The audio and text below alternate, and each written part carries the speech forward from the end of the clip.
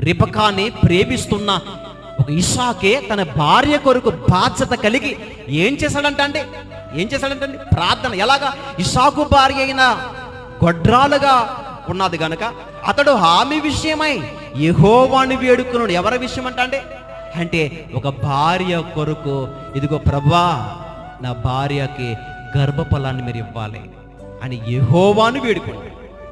యెహోవాను వేడుకోగానే యెహోవా తన ప్రార్థన వినెను గనుక అతని భార్య అయిన రిబ్కా గర్భవతి అయ్యను. అంటే గర్భఫలంలో పైగా ఎంతమంది పిల్లలు ఉన్నారు? అందులో ఇద్దరు. చూసారా?